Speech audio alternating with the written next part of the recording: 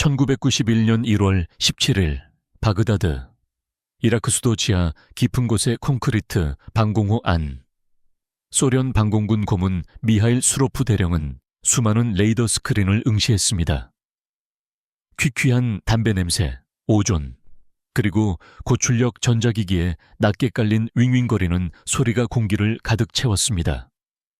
수로프는 시스템을 맹신하는 사람이었습니다. 그는 다층 방어를 믿었습니다. 또한 소련이 설계한 지대공 미사일 네트워크의 압도적인 수학적 확실성을 믿었습니다. 바그다드를 보호하는 이 네트워크는 견고한 요새와 같았습니다. 이 방공 시스템은 칼이라고 불렸습니다. 프랑스가 통합한 정교한 반자동 지휘 통제 시스템이었습니다.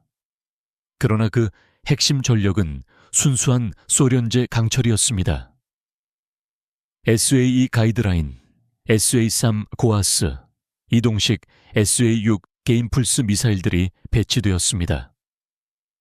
수백 문의 재래식 대공포들도 이를 지원했습니다. 이 전체 네트워크는 서로 연결되어 있었고 중첩되었으며 또한 다중 구조였습니다. 이는 북대서양 조약기구의 전면적인 공격을 격퇴하도록 설계되었습니다. 수로프와 그의 동료들에게 훈련받은 운용병들은 최고 수준의 경계태세를 유지했습니다. 바그다드의 하늘은 고요했습니다. P-18 스푼 레스트 장거리 경고 레이더는 지평선을 훑었습니다. 녹색 선들이 주기적으로 깜빡였지만 아무것도 찾아내지 못했습니다. 프랑스제 표적 획득 레이더는 꺼져 있었습니다. 미사일 포대의 교전 레이더도 가동되지 않았습니다. 오전 2시 51분, 방공호의 불빛이 깜빡였습니다. 둔탁한 쿵소리가 수로프의 군화를 통해 울렸습니다.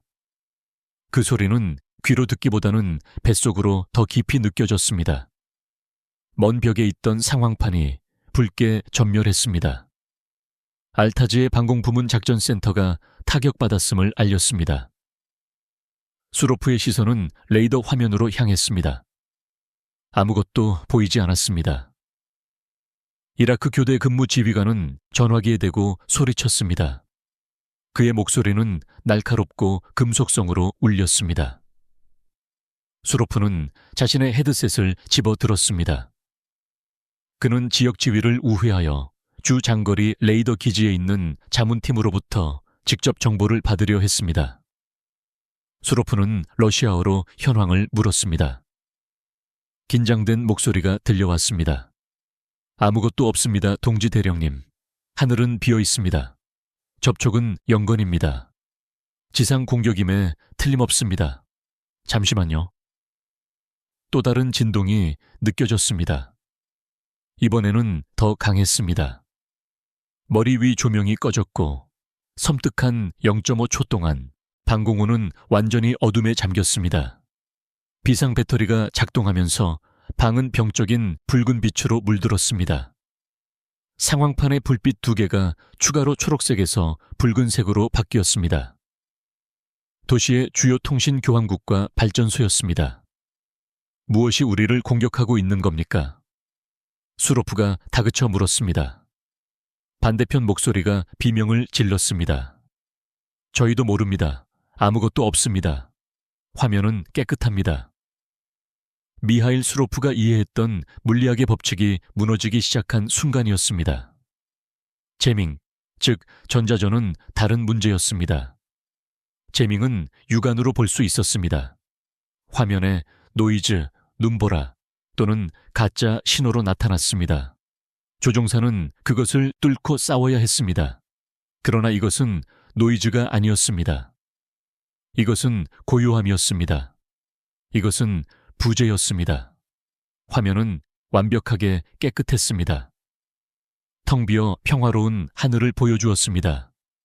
하지만 그 텅 빈 하늘에서 정밀 유도 무기가 바그다드 방어에 가장 민감하고 가장 중요한 핵심부를 강타하고 있었습니다. 세 번째 연속적인 충격이 있었습니다. 이번에는 수로프가 좌표를 인식했습니다. 바로 그들 위에 있는 방공본부였습니다. 이라크 운용병들은 이제 공황 상태에 빠졌습니다. 일부는 자리를 버리고 도망쳤고 다른 일부는 작동하지 않는 마이크에 대고 비명을 질렀습니다. 수로프는 그저 불가능한 현실에 마비되어 지켜보았습니다. 그는 소련 방공군의 베테랑이었습니다. 모든 미국 항공기를 세부적으로 연구했습니다. BOE 폭격기는 수백 킬로미터 밖에서도 보이는 거대한 기체였습니다. F-15와 F-16은 민첩한 전투기였지만 선명하고 빠르게 움직이는 점으로 나타났을 것입니다. 심지어 소문만 무성했던 미국의 스텔스 전투기 F-117조차도 이론일 뿐 헛개비에 불과했습니다. 게다가 어떤 기술도 보이지 않을 수는 없었습니다. 그것은 법칙이었습니다. 레이더판은 물체에 부딪혀 되돌아와야 했습니다. 신호를 줄일 수는 있었지만 지울 수는 없었습니다. 그러나 소련이 수출할 수 있는 최고의 방공 기술이 집약된 수십억 루블 상당의 그의 장비는 아무것도 바그다드 상공을 날고 있지 않다고 주장했습니다. 그리고 그 자신이 건설을 도왔던 요새 같은 도시 자체가 표적별로 체계적이고 냉철하게 해체되고 있었습니다. 공격은 무작위가 아니었습니다. 또한 지역 폭격도 아니었습니다. 이것은 외과용 메스였습니다. 폭탄은 지휘 벙커의 정확한 황희 통풍구, 광섬유 케이블의 중앙 노드, 특정 레이더 기지에 안테나를 타격했습니다. 이 유령은 그들의 위치를 정확히 알고 있었습니다. 난공불락으로 설계된 시스템의 완전한 실패는 섬뜩한 미스터리였습니다. 이 방공호의 병사들은 불가능한 사건을 목격했습니다. 그들의 모든 교리에 정면으로 도전하는 새로운 형태의 전쟁이었습니다. 냉전의 마지막 시기를 규정했던 기술과 공포를 이해하고 싶다면 제대로 찾아오셨습니다. 콜드워 임팩트에 오신 것을 환영합니다. 구독 버튼을 눌러주세요. 이제 보이지 않는 폭격기의 미스터리를 함께 파헤쳐 봅시다. 실존적 악몽 수로프 대령과 모스크바로 암호 메시지를 필사적으로 보내던 무관들에게 1991년 1월 17일 밤은 단지 이라크 동맹군의 군사적 패배가 아니었습니다. 그것은 실존적 악몽이었습니다. 문제의 핵심은 이라크가 아니었습니다. 핵심은 모스크바에 있었습니다. 바그다드의 카리 방공 시스템은 소련 자체를 보호하는 거대한 방공망인 소련 방공군 스트라니의 직접적인 수출 모델이었습니다. 비록 단순화되긴 했지만 말입니다. 동일한 레이더, 동일한 미사일, 동일한 작전 철학이 적용되었습니다. 40년 동안 소련의 전체 군사태세는 이 방패에 의해 보장되었습니다. 조국 방어라는 개념 자체가 그러했습니다. 그것은 거대한 전차 군단이 기능하도록 허용한 철벽이었습니다. 또한 북대서양 조약 기구의 폭격기가 성공적인 선제 공격을 결코 실행할 수 없도록 막는 억지력이었습니다. 그런데 단 몇 분 만에 이 유령이 그 철벽을 뚫고 지나갔습니다. 그 후 몇 시간 며칠 동안 소련군 총참모부로 전달된 보고서들은 단순히 모순된 것이 아니었습니다. 그들은 공황 상태였습니다. 마치 공상과학소설의 페이지처럼 읽혔습니다. 우리는 보이지 않는 적에게 공격받고 있습니다. 레이더 시스템은 100% 작동하고 있습니다. 그러나 들어오는 표적을 전혀 감지하지 못하고 있습니다. 핵심 노드들이 정확한 조준으로 파괴되고 있습니다. 적은 우리의 정확한 좌표를 가지고 있습니다. 소련의 지도부는 갑자기 끔찍한 기술 격차에 직면했습니다. 그들이 존재조차 몰랐던 격차였습니다. 만약 미국이 보이지 않는 항공기를 보유하고 있다면 그것은 무엇을 의미할까요? 그것은 BOE 폭격기와 순항 미사일, 즉 그들이 볼 수 있는 무기들이 단지 주의를 딴 데로 돌리기 위한 수단에 불과하다는 것을 의미했습니다. 진짜 위협은 그들의 수십억 루블 규모의 방공망을 마치 존재하지 않는 것처럼 우회할 수 있었습니다. 이는 그들의 핵미사일 경납고 지휘 벙커, 지도부를 겨냥한 정밀 선제 공격이 언제든 어떤 방향에서든 아무런 경고 없이 감행될 수 있음을 의미했습니다. 상호 확증 파괴라는 전체 교리, 즉 40년 동안 세계를 핵 파괴로부터 지켜온 무서운 균형은 한 가지 단순한 사실에 기반을 두고 있었습니다. 공격이 다가오는 것을 볼 수 있다는 점입니다. 대응할 시간이 있다는 점입니다. 이 유령, 바그다드 상공의 이 유령은 그 시간을 지워버렸습니다. 그것은 그 확실성을 지워버렸습니다. 모스크바의 즉각적이고 섬뜩한 결론은 그들의 고객 국가가 전쟁에서 지고 있다는 것이 아니었습니다. 그것은 이 반부로 그들의 전체 제국, 그들의 조국이 벌거벗겨진 상태가 되었다는 것이었습니다. 무방비 상태가 되었습니다. 미스터리는 절대적이었습니다. 미국은 수도를 폭격하고 있었지만 세계에서 가장 발전된 레이더 네트워크가 감지하기로는 아무것도 없는 상태로 폭격하고 있었습니다. 이 유령, 즉 네비딤카, 보이지 않는 물체를 찾는 일은 소련의 몰락하는 시대에 가장 필사적인 기술적 우선순위가 되었습니다. 그들은 그것이 무엇인지 알아내야 했습니다. 그리고 그것을 파괴할 방법을 찾아야 했습니다. 조사 크렘린은 통제된 공황 상태에 있었습니다. 바그다드에서 오는 야간 보고서는 단순히 군사적 붕괴에 대한 보고가 아니었습니다. 그것은 불가능한 일들의 목록이었습니다. 소련 대사관에서 보낸 암호화된 전보는 미하일 고르바초프 자신이 직접 읽었습니다. 그 내용은 소름 끼치는 것이었습니다. 총참모부에서 소련 군사정보국으로 가장 긴급한 지시가 내려졌습니다. 이라크의 정치적 상황은 잊으라는 것이었습니다. 그것은 이미 실패한 문제였습니다. 새로운 최우선 과제는 단 하나의 필사적인 질문이었습니다. 이 무기는 도대체 무엇인가? 모스크바 외곽자리아에 있는 소련 방공군 본부에 이상현상 분석을 위한 특별위원회가 급히 소집되었습니다. 레이더 이론, 전자전, 항공우주, 공학 분야에서 소련 최고의 인재들이 모인 엄숙한 자리였습니다. 그들은 회의실에 갇혔고 바그다드에서 온 원시 데이터들을 제출받았습니다.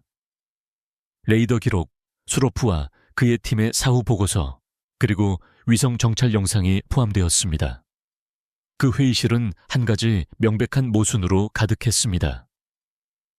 위성사진은 강화된 목표물에 대한 벙커 버스터 폭탄의 충격 같은 외과적 파괴를 보여주었습니다. 반면 레이더 기록은 아무것도 보여주지 않았습니다. 조사가 시작되었습니다. 첫 번째 이론은 단순했습니다. 그들, 장비의 치명적인 고장이라는 것이었습니다. 한 장군이 탁자를 주먹으로 내리치며 선언했습니다.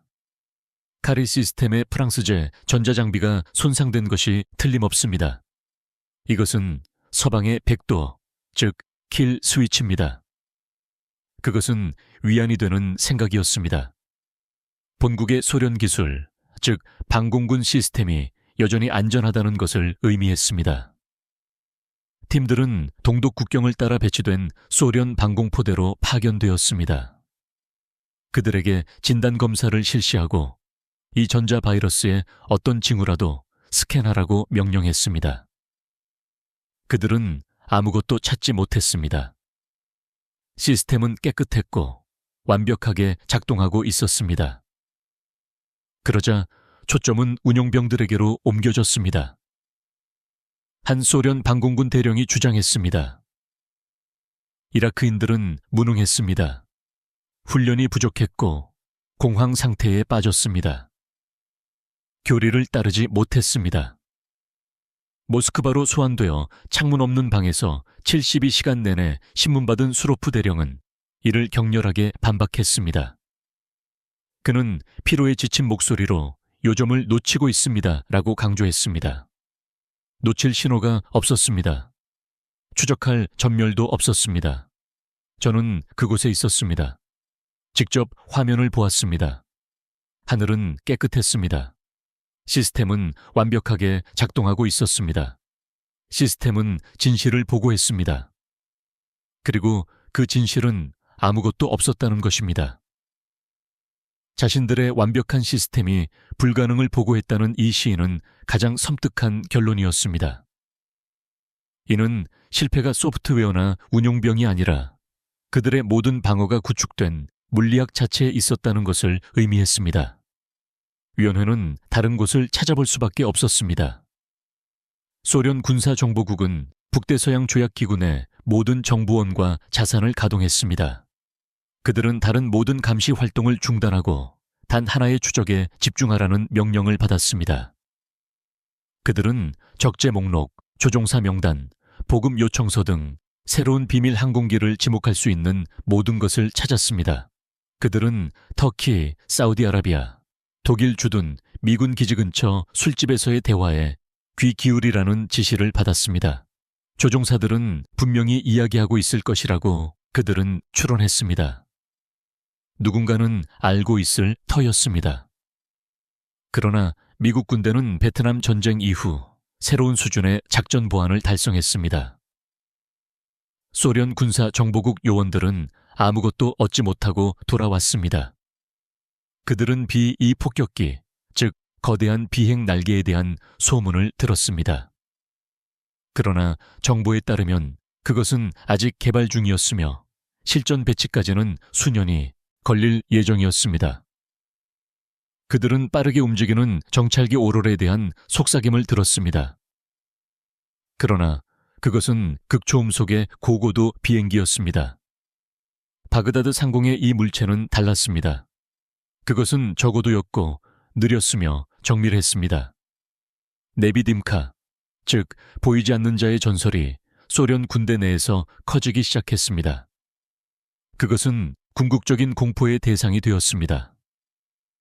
미그 2구와 새롭고 강력한 스위치를 조종하는 방공조종사들은 바렌츠 하해 또는 일본해 상공의 민감한 영공 근처에서 레이더 스크린의 가장자리에서 이상 현상을 보고하기 시작했습니다. 그들은 유령을 포착하곤 했습니다. 레이더에 단 한 번 스캔 동안 나타났다가 즉시 사라지는 신호였습니다. 보통의 항공기가 극단적인 거리에서 사라지는 것처럼 희미해지는 것이 아니었습니다. 그냥 사라진 것이었습니다. 그것은 기상이변이었을까요? 새떼였을까요? 아니면 그들을 탐색하고 있었을까요? 시베리아의 방공군 레이더 기지 대위의 보고서는 악명 높았습니다. 그는 사흘밤 연속으로 정확히 2시에 레이더의 투명한 구멍이 자신의 구역을 가로질러 움직이는 것처럼 보였다고 주장했습니다. 그는 이를 녹색 화면 위로 검은 점이 움직이는 것으로 묘사했습니다. 그것은 대기 중의 일반적인 배경 잡음이 단순히 사라지는 영역이었습니다. 그는 만취와 히스테리성 보고로 질책을 받았습니다. 하지만 그의 보고서는 조용히 표기되어 특별위원회로 보내졌습니다.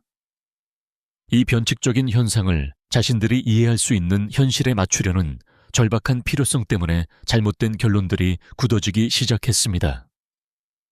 첫 번째 주요 이론은 플라즈마 스텔스였습니다. 위원회 물리학자들은 미국이 1960년대의 소련 연구를 어떻게든 무기화했다고 제안했습니다. 그 아이디어는 항공기가 기체 주위에 이온화된 가스, 즉 플라즈마 구름을 생성할 수 있다는 것이었습니다. 이 플라즈마장은 레이더 전파를 흡수하여 항공기를 보이지 않게 만들 것입니다. 이 이론은 추진력을 얻었습니다. 그것은 이국적이고 서류상으로는 과학적으로 그럴듯했습니다.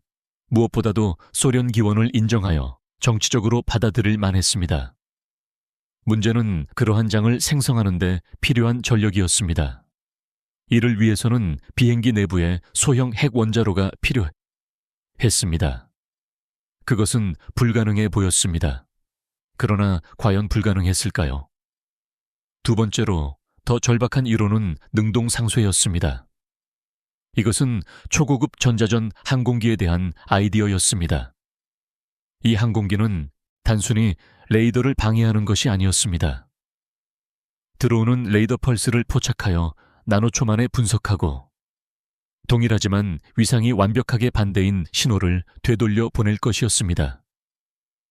원래의 반사 신호와 반신호, 이 두 신호는 서로를 상쇄할 것입니다. 그 결과 레이더 화면에는 아무것도 반사되지 않을 것이었습니다. 이 이론은 어떤 면에서는 훨씬 더 두려웠습니다. 이는 미국이 소련의 추정치를 훨씬 뛰어넘는 컴퓨팅 능력을 보유하고 있음을 의미했습니다. 그 격차는 더 이상 격차가 아니라 심연이었습니다. 이는 네비딤카가 단순한 항공기가 아니라 비행하는 슈퍼컴퓨터임을 뜻했습니다. 방대하고 패닉에 빠진 노력이 시작되었습니다. NPO 빈펠 설계국의 엔지니어들은 새로운 미사일 시스템을 개발하라는 명령을 받았습니다. 우리가 볼 수 없다면 반드시 들어야 한다는 지시가 있었습니다. 이 유령 항공기에 독특한 엔진 신호를 감지하도록 설계된 거대한 마이크 배열인 음향 센서 작업이 가속화되었습니다. 티코미로프 계기 설계과학연구소인 NIITP의 레이더 설계자들은 현재 프로젝트를 폐기하라는 명령을 받았습니다. 그들은 대스텔스 기술에 집중해야 했습니다. 그들은 새로운 유형의 레이더를 실험하기 시작했습니다. P-18 스푼 레스트가 사용했던 저주파 미터파 레이더가 잠재적인 해결책으로 여겨졌습니다.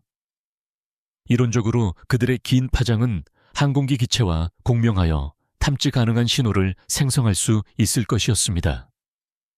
그러나 이것들은 모두 단지 이론에 불과했습니다. 그것들은 난관에 부딪힌 조사의 절박한 몸부림이었습니다. 엔지니어들이 대책을 찾는 동안 소련 지도부는 마비되었습니다. 그들은 이것이 무엇인지, 몇 대가 있는지, 어디에 기반을 두었는지 전혀 알지 못했습니다. 그들은 자신들의 수조루블 규모의 방공망이 이제 기능적으로 쓸모없게 되었음을 알 뿐이었습니다. 그것은 50년 동안 국가 안보의 핵심이었습니다.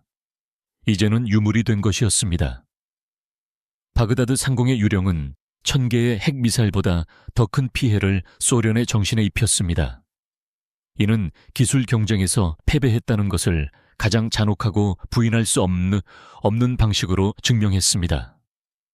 적은 단지 더 나은 비행기를 가진 것이 아니었습니다.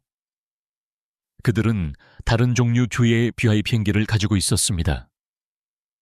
그들은 소련이 더 이상 이해조차 할 수 없는 물리학 수준에서 작전하고 있었습니다. 따라서 맞서는 것은 불가능했습니다. 답변을 찾기 위한 노력은 미스터리를 더 깊게 만들 이뿐이었습니다. 그리고 이와 함께 편집증도 심해졌습니다. 경기가 끝났다는 섬뜩한 깨달음이 찾아왔습니다. 스컹크 웍스의 해결책 소련 방공군의 최고의 인재들이 플라즈마 이론과 음향 유령을 쫓는 동안 미스터리의 답은 밤마다 한 곳에서 날고 있었습니다. 그들이 결코 볼 수 없었던 그곳은 네바다의 텅 빈 고지대 사막이었습니다. 그 근원은 과학자 팀이 아니었습니다. 그것은 하나의 집단이었습니다. 그들은 지도 제작자들에게는 그룹 레이크로 알려진 마른 호수 바닥에서 작전했습니다. 하지만 거주자들에게는 더 렌치로만 알려진 곳이었습니다. 이곳은 공식적으로 존재하지 않는 곳인 미국 공군 42번 공장이었습니다. 이곳은 스컹크 웍스로 보편적으로 알려진 로키드 첨단 개발 프로젝트 부서의 심장이었습니다. 스컹크 웍스는 평범한 항공우주 계약업체가 아니었습니다. 그것은 유이 정찰기와 SR-71 블랙버드를 만든 클라렌스 켈리 존슨의 정신으로 만들어진 전설이었습니다. 그것은 검은 예산의 왕국이었습니다. 그의 후계자인 벤 리치는 존슨의 핵심 철학을 물려받았습니다. 이는 작은 천재팀, 절대적인 비밀 유지, 그리고 관료주의에 대한 완전한 불관용이었습니다. 그들은 항공우주 해적이었으며 불가능한 문제를 부여받고 홀로 해결하도록 남겨졌습니다. 그리고 1970년대 중반, 문제는 단 하나였습니다. 벽을 무너뜨리는 것이었습니다. 그 벽은 수로프가 바그다드에서 실패하는 것을 지켜보았던 바로 그 통합 방공 시스템이었습니다. 1973년 욤 키푸르 전쟁 이후 국방부는 경악했습니다. 그 전쟁에서 소련이 공급한 SA-6 미사일은 며칠 만에 이스라엘 공군을 초토화시켰습니다. 그들은 자신들의 전체 공중 전략, 즉 빠르고 고고도 폭격이 쓸모없게 되었음을 깨달았습니다. 중첩된 레이더와 다층 미사일을 갖춘 소련 방공군 네트워크는 뚫을 수 없었습니다.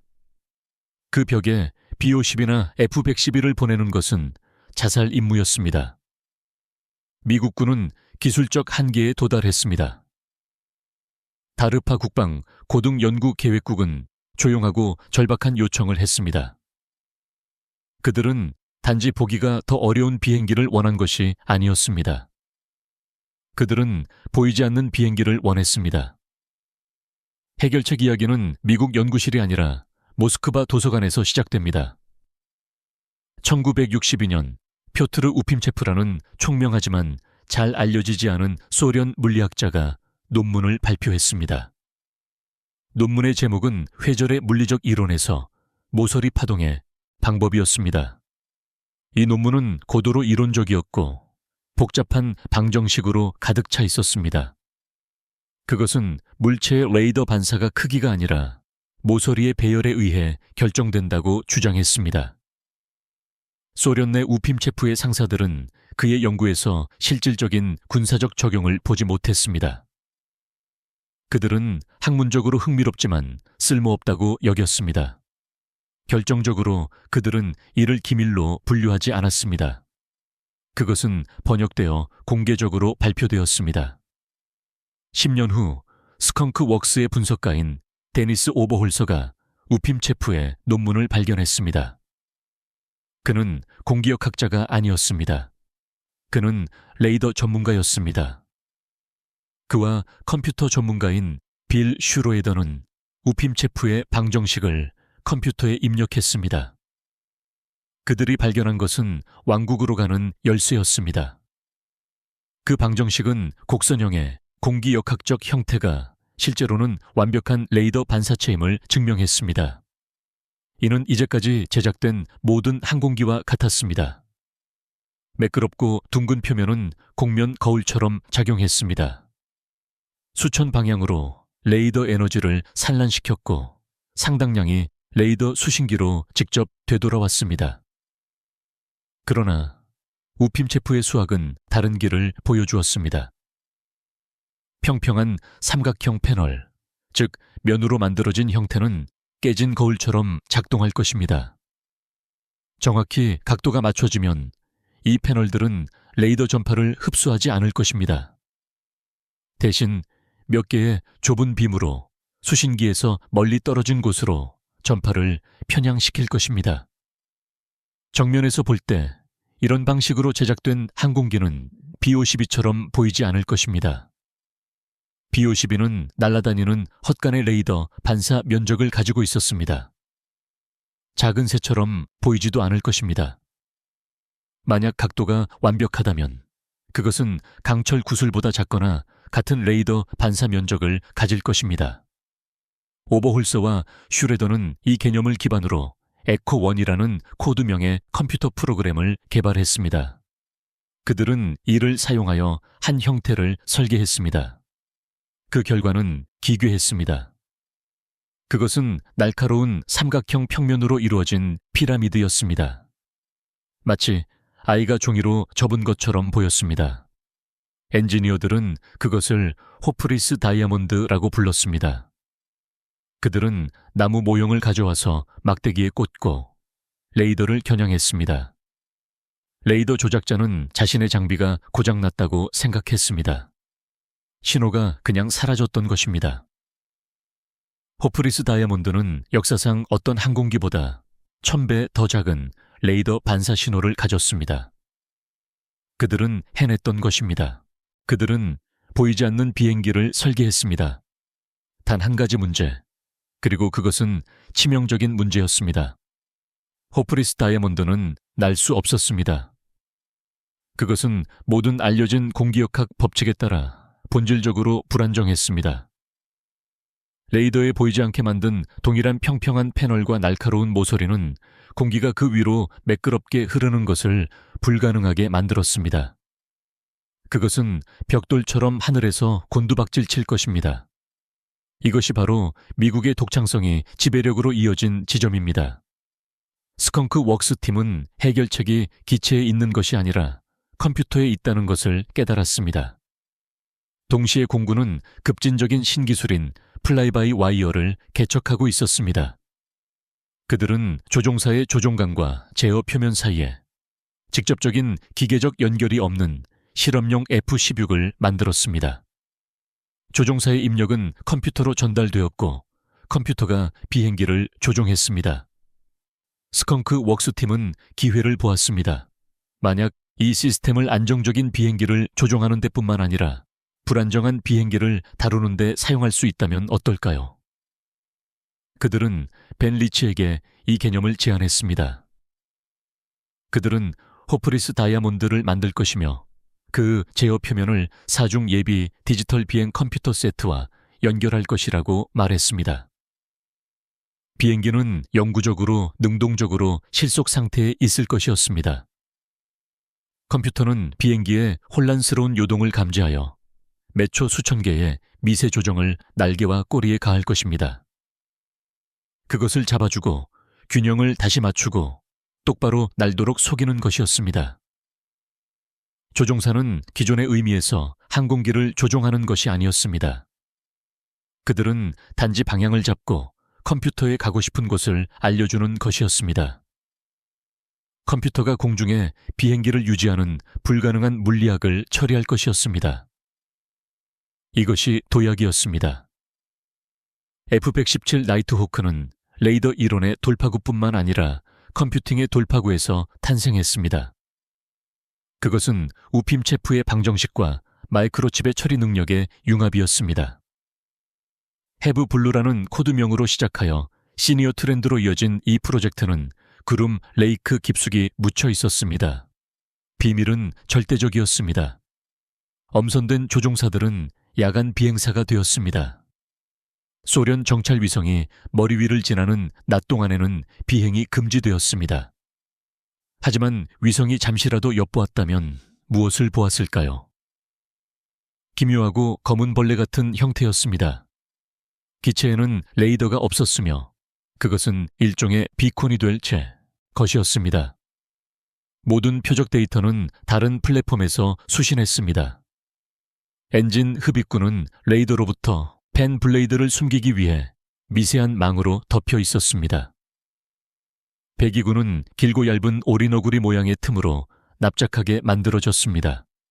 뜨거운 가스를 차가운 공기와 섞어 적외선 센서에 거의 보이지 않는 연기 기둥을 생성했습니다. 그 표면은 면들이 편향시키지 못하는 모든 레이더 전파를 흡수하는 비밀, 레이더 흡수 물질로 코팅되어 있었습니다. 1981년 첫 비행 이후 거의 10년 동안 F-117은 완전히 알려지지 않았습니다. 그것은 군사 예산에서 비존재였습니다. 조종사들은 완전한 고립 속에서 전술을 비행하고 연습하고 완성했습니다. 그들은 G슈트와 서류 가방이라는 루틴을 개발했습니다. 밤에는 임무를 수행하고 낮에는 평범하고 익명의 계약자 사무실로 사라지는 것이었습니다. 소련 정보국이 플라즈마 차폐 슈퍼 비행기를 찾는 동안 미국은 조용히 비행 불가능한 제트기 함대를 만들고 있었습니다. 이 비행 컴퓨터들은 그 존재 자체가 역설이었습니다. 그들은 단순히 소련보다 앞서 있는 것이 아니었습니다. 그들은 완전히 다른 기술적 축 위에 있었습니다. 소련은 더 나은 방패를 만들려고 했습니다. 스컹크 웍스는 열쇠를 만들었습니다. 그리고 1991년 1월 17일 그들은 마침내 그 열쇠를 자물쇠에 넣었습니다. 게시 모스크바에서의 조사는 단순히 실패가 아니었습니다. 그것은 굴욕이었습니다. 그루는 플라즈마 방패, 능동 상쇄, 비행 접시 같은 유령을 쫓고 있었습니다. 마침내 진실이 드러났을 때 그것은 베테랑 스파이에 의해 밝혀진 것이 아니었습니다. 대담한 심야급습으로 도난당한 것도 아니었습니다. 그것은 그들에게 전달되었습니다. 1988년 11월 10일 펜타곤은 기자회견을 개최했습니다. 이는 바그다드 폭격이 있기 2해 전의 일이었습니다. 국방부 차관보 제이 데니얼 하워드가 연단에 올라 건조하고 짧은 성명서를 읽었습니다. 그는 미국 공군이 스텔스 항공기를 개발하여 실전 배치했음을 인정했습니다. 그는 이 항공기의 명칭이 F-117A라고 밝혔습니다. 그는 이어서 크게 조작되고 흐릿한 사진 한 장을 들어 올렸습니다. 주정보총국 본부의 보안실에서 분석가 팀은 이 사진을 게시판에 붙였습니다. 그들은 충격과 공포에 질린 채 침묵 속에서 사진을 응시했습니다. 사진 속 물체는 날렵하고 미래지향적인 경이로운 존재가 아니었습니다. 그것은 괴물이었습니다. 검고, 각진, 평평한 삼각형들의 악몽 같은 집합체였습니다. 항공기라기보다는 추상 조각품에 가까워 보였습니다. 그것은 불가능해 보였습니다. 이것이 바로 충격의 순간이었습니다. 모든 것이 드러나는 순간이었습니다. 지난 10년간의 편집증적인 의심은 현실이 되었습니다. 유령 신호들과 조종사들의 이상 보고서가 있었습니다. 또한 희망 없는 다이아몬드 이론도 존재했습니다. 이 모든 것이 하나의 끔찍한 사실로 구체화되었습니다. 미국인들이 실제로 그것을 만들었던 것입니다. 특별위원회 분석가들은 차갑고 전문적인 두려움을 느꼈습니다. 그들은 즉시 표트르 우핌체프의 1962년 논문을 자료실에서 찾아냈습니다. 그들은 그의 방정식을 F-117 사진 옆에 놓았습니다. 이 방정식은 학술적인 호기심으로 치부되었던 것이었습니다. 그것들은 완벽하게 일치했습니다. 미국이 새로운 항공기를 가졌다는 것만이 충격은 아니었습니다. 소련 이론을 사용하여 그것을 만들었다는 것이 충격이었습니다. 소련 엔지니어들이 무용하고 공기역학적으로 막다른 길이라고 여겼던 개념을 가져와 해결한 것입니다. 어떻게 말입니까? 그 답은 소련의 군산복합체를 괴롭혔던 한 단어였습니다. 바로 컴퓨팅이었습니다. 소련의 항공 우주 설계는 훌륭했지만 아날로그 방식이었습니다. 그들의 항공기는 본질적으로 안정적으로 인간 조종사에 의해 비행하도록 제작되었습니다. 그러나 F-117은 그렇지 않았습니다. 그것은 플라이바이 와이어 방식의 기계였습니다. 날아다니는 컴퓨터였습니다. 분석가들은 미국인들이 단순히 스텔스 기체를 만든 것이 아니라는 사실을 깨달았습니다. 그들은 디지털 두뇌를 만들어냈습니다. 이 두뇌는 마땅히 지상을 떠날 수 없었던 물체를 다룰 만큼 충분히 똑똑했습니다. 기술 격차는 더 이상 단순한 격차가 아니었습니다. 그것은 거대한 심연이었습니다.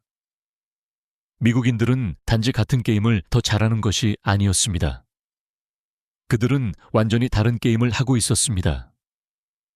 그리고 1991년 1월 이 물체가 바그다드 상공에 나타났을 때 모스크바의 모든 최악의 우려는 현실이 되었습니다.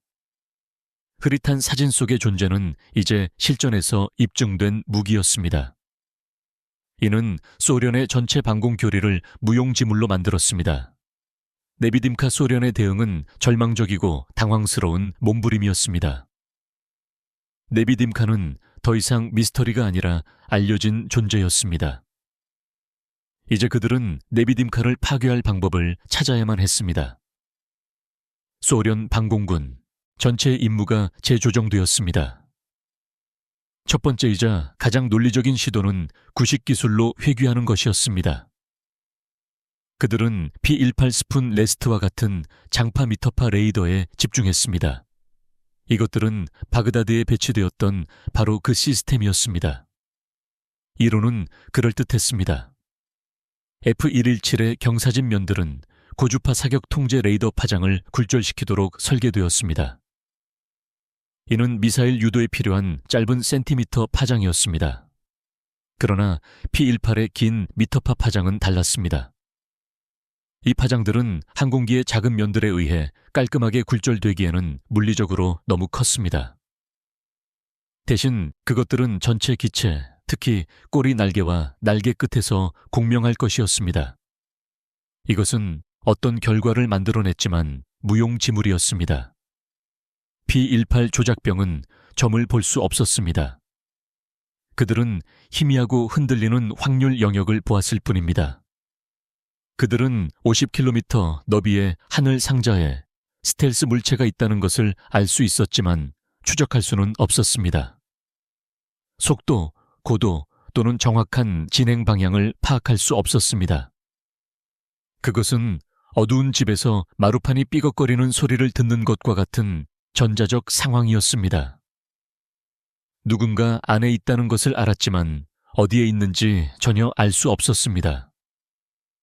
무기를 조준하는 것은 불가능했습니다.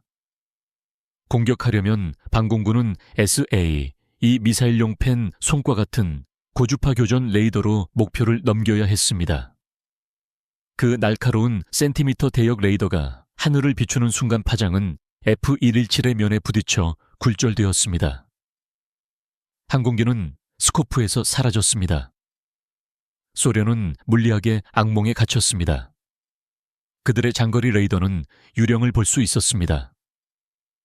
하지만 살인자인 단거리 레이더는 볼 수 없었습니다. 다음으로 헛된 시도는 문제를 무차별 대입 방식으로 해결하려는 것이었습니다. 미코얀과 파자트론의 엔지니어들은 미그 3.1 폭스하운드 개발을 가속화하라는 명령을 받았습니다. 이 요격기는 괴물 같았습니다. 미국 순항 미사일과 폭격기를 막는 한 가지 목적을 위해 제작되었습니다.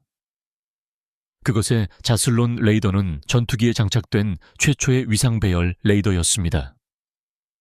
하늘의 엄청난 양의 레이더 에너지를 뿜어낼 수 있는 괴물 같은 강력한 시스템이었습니다. 그들의 희망은 번스루였습니다. 그들은 F-117에 충분한 에너지를 쏘면 미세한 1000분의 1%의 반사도 감지할 수 있을 것이라고 믿었습니다. 그것은 실패였습니다. F-117의 레이더 반사 면적은 너무 작았습니다. 이는 강철 구슬 크기에 불과했습니다. 자슬론의 강력한 빔은 F-117에 부딪혀 산란되었고 미세한 반사판은 배경 잡음 속에 사라졌습니다. 마치 한 마일 밖에서 투광 조명으로 검은 모래 해변에서 검은 진주 하나를 찾으려는 것과 같았습니다.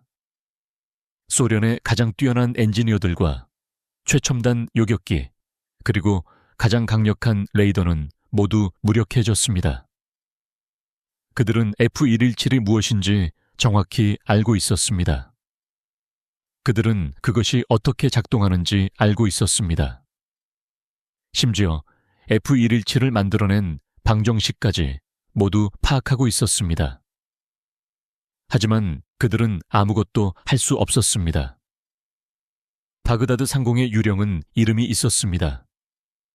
그러나 그 이름을 아는 것은 사실상 네비딤카가 무적이라는 것을 확인시켜 줄 뿐이었습니다. 최종 판결 제1차 걸프 전쟁은 단 43일 동안 지속되었습니다. 이 전쟁은 사막의 폭풍 작전으로 불렸습니다.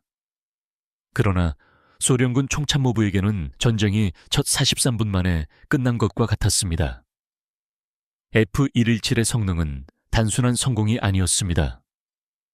그것은 통계적인 전멸이었습니다. 40년간의 냉전 기술 경쟁에 대한 최종 판결이었습니다. 여기에 한 제국의 종말을 공식화한 결정적인 통계가 있습니다. 전체 분쟁 기간 동안 이라크 방공망은 연합군 항공기를 향해 약 6,000발의 미사일을 발사했습니다. 이라크 방공망은 소련 교리에 따라 소련제 지대공 미사일과 대공포 수천 기로 무장했습니다. 그 미사일들에 의해 명중된 F-117 나이트호크의 수는 연기였습니다. 단 한 대도 피격되지 않았습니다. 단 한 대도 손상되지 않았습니다. 단 한 대도 적의 공격으로 손실되지 않았습니다. 이 비행 불가능한 전투기 편대는 지구상에서 가장 삼엄하게 방어된 영공에서 아무런 제약 없이 1271회 출격했습니다. 그들은 첫째 날 모든 전략 목표의 31%를 타격했습니다. 전쟁 기간 동안 이 작은 42대의 항공기 부대는 이라크 전체 전략 목표 목록의 40%를 파괴했습니다. 이는 전체 연합군 항공 전력의 단 2.2%에 불과했습니다. 그들은 강화된 지휘 벙커를 타격했습니다. 핵무기 및 화학무기 시설을 공격했습니다. 통신 허브를 타격했습니다. 다리, 방공센터, 전력망을 공격했습니다. 그들은 지상전이 시작되기도 전에 이라크 전체를 마비시키고 눈멀게 한 비장의 무기였습니다. F-117은 단순한 항공기가 아니었습니다. 그것은 전력 증강 요소였습니다. 그것은 미국의 우위를 물리적으로 보여주는 것이었습니다. 모스크바의 지도부에게 이것은 마지막이자 잔혹한 교훈이었습니다. 냉전은 동독의 전차수나 미사일 경납고의 탄두수에 대한 것이 결코 아니었습니다. 그것은 시스템의 전쟁이었습니다. 경제, 사상, 그리고 궁극적으로는 정보의 전쟁이었습니다. 소련은 모방과 무차별 대입 방식으로 시스템을 구축했습니다.